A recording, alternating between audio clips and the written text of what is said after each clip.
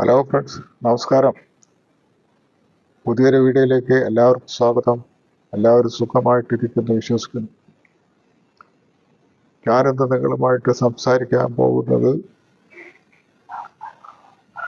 India ലോകത്തിലെ ഏറ്റവും വേഗത്തിൽ വികസിച്ചുകൊണ്ടിരിക്കുന്ന സമ്പദ് വ്യവസ്ഥയായ ഇന്ത്യ അല്ലെങ്കിൽ ഭാരതം, ആ ഭാരതത്തിൻ്റെ ഏറ്റവും ഒരു പ്രഹരം ഒരു മിസൈൽ ആക്രമണം എന്ന് വേണമെങ്കിൽ പറയാം. ഇന്ത്യ ഒരു മിസൈൽ ആക്രമണം നേരിട്ടു. അത് മറ്റൊന്നുമല്ല, അമേരിക്കയിൽ നിന്നുള്ള ഒരു പ്രഹരം തന്നെയാണ്. അമേരിക്ക എന്ന് പറയുന്ന രാഷ്ട്രം, ലോകത്തിലെ ഏറ്റവും വലിയ സാമ്പത്തിക ശക്തിയായ അമേരിക്ക, ഇന്ത്യയിൽ നിന്ന് കയറ്റി അയക്കുന്ന ഉൽപ്പന്നങ്ങൾക്ക് 25% തീരുവ ഏർപ്പെടുത്തിക്കൊണ്ട് ഇന്ത്യക്ക് നല്ലൊരു പ്രഹരം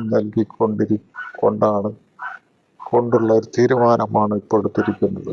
അമേരിക്കൻ പ്രസിഡന്റായിട്ടുള്ള ഡൊണാൾഡ് ട്രംപ് ഇന്ത്യയുടെ ഉൽപ്പന്നങ്ങൾക്ക് 25% തീരുവ ഏർപ്പെടുത്തിക്കൊണ്ട് നമുക്കൊരു പ്രഹരം തന്നിരിക്കുകയാണ്. തീർച്ചയായും ഇന്ത്യൻ എക്കോണമിക്ക് അത് പ്രതികൂലമായി ബാധിക്കും എന്നുള്ളത് സംശയമില്ല.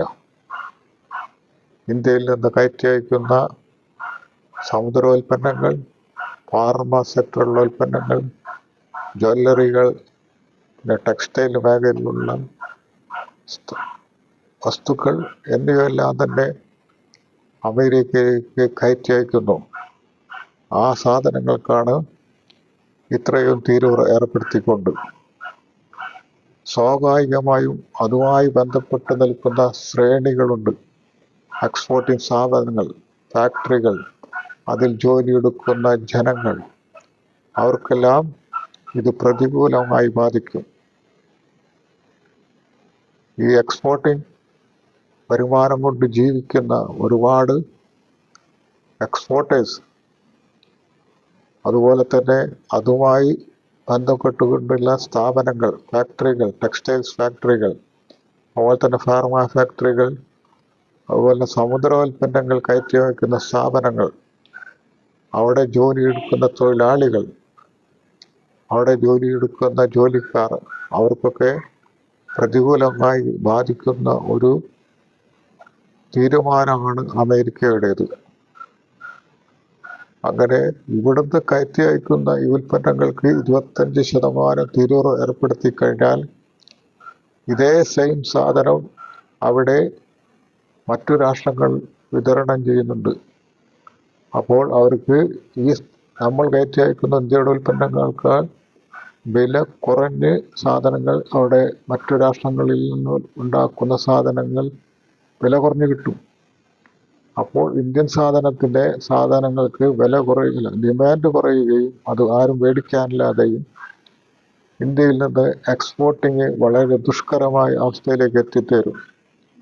അപ്പോൾ ഇന്ത്യയിൽ നടത്തിക്കൊണ്ടുപോകുന്ന സ്ഥാപനങ്ങൾക്ക് ഉൽപാദനം കുറയ്ക്കേണ്ടി വരികയും പണം നഷ്ടപ്പെടുകയും തൊഴിൽ നഷ്ടപ്പെട്ടു കഴിഞ്ഞാൽ ജനങ്ങൾക്കുള്ള പർച്ചേസിങ് പവർ, സാധനങ്ങൾ മേടിക്കാനുള്ള കഴിവ് നഷ്ടപ്പെട്ടു കഴിഞ്ഞാൽ അത് ഇന്ത്യക്ക് തീർച്ചയായും ദോഷകരമായിട്ടുള്ള ഒരു സംഗതി തന്നെയാണ്. അതുകൊണ്ട് ഈ പ്രതിസന്ധിയെ മറികടക്കാനുള്ള തീരുമാനങ്ങൾ നമ്മുടെ ഗവൺമെന്റ്, നരേന്ദ്രമോദി സർക്കാർ എടുക്കുമെന്ന് പ്രതീക്ഷിക്കുന്നു. ഈ തീരുവ ഏർപ്പെടുത്താനുള്ള പ്രധാനമായ കാരണമായിട്ട് അമേരിക്ക പറയുന്നത്, നമുക്കറിയാം, യുക്രൈനും റഷ്യയും തമ്മിലുള്ള യുദ്ധം. ആ യുദ്ധത്തിൻ്റെ പേരിൽ ലോകത്തിൻ്റെ മിക്ക രാഷ്ട്രങ്ങളും റഷ്യക്കെതിരെ ഉപരോധം ഏർപ്പെടുത്തിയിട്ടുണ്ട്. ആ ഉപരോധത്തെ മറികടന്നുകൊണ്ട് ഇന്ത്യ ഗവൺമെന്റ് റഷ്യയിൽ നിന്ന് നമുക്കാവശ്യമുള്ള ക്രൂഡ് ഓയിൽ മേടിച്ച് വിതരണം ചെയ്യുന്നു. ആ ഒറ്റ കാരണത്താലാണ് ഈ തീരുവ ഏർപ്പെടുത്തിക്കൊണ്ടിരിക്കുന്നത്. ഈ തീരുവ കൂടാതെ ഈ ക്രൂഡ് ഓയിൽ മേടിക്കുന്നതിൻ്റെ ഫലമായി വേറെയും ഒരു പെനാൽറ്റി ഏർപ്പെടുത്തിയിട്ടുണ്ട്. അത് എത്ര ശതമാനമാണെന്ന് ഇതുവരെ പ്രഖ്യാപിച്ചിട്ടില്ല. അത് അടുത്ത് തന്നെ ഉണ്ടാകും. അപ്പോൾ ഇങ്ങനെ ചെയ്ത അമേരിക്ക ഏതു കാലത്തും അമേരിക്കയോടൊപ്പം തോൾ ചേർന്ന് പ്രവർത്തിച്ചിട്ടുള്ള ഇന്ത്യ അല്ലെങ്കിൽ ഭാരതം ആ അമേരിക്ക ചെയ്തത് തോളത്തിരുന്ന് ചെവി കടയ്ക്കുന്ന ഒരു പ്രവണതയാണ്, ഒരു തീരുമാനമാണ് അമേരിക്കയുടേത്, ഒരിക്കലും പ്രതീക്ഷിക്കാത്ത. അപ്പോൾ ഇങ്ങനെയുള്ള പ്രതിസന്ധികളെ നേരിടുമ്പോൾ അത് മറികടക്കാനുള്ള തീരുമാനങ്ങൾ ഇന്ത്യ ഗവൺമെന്റ് എടുക്കണം.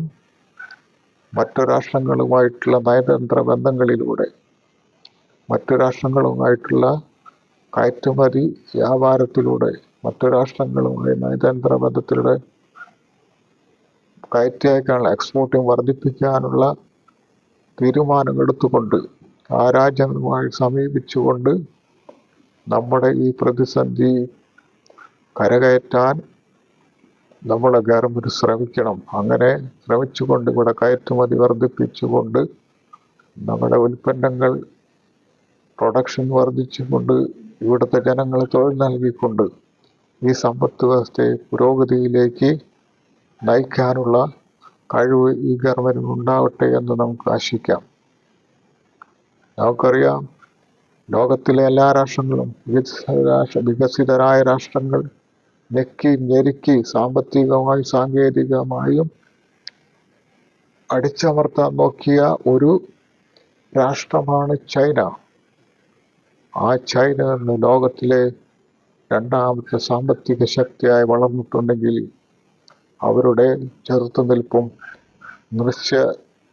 നിശ്ചയദാർഢ്യത്തിന് മുന്നിൽ നമ്മൾ തലകുനിക്കാതെ നിവൃത്തിയില്ല.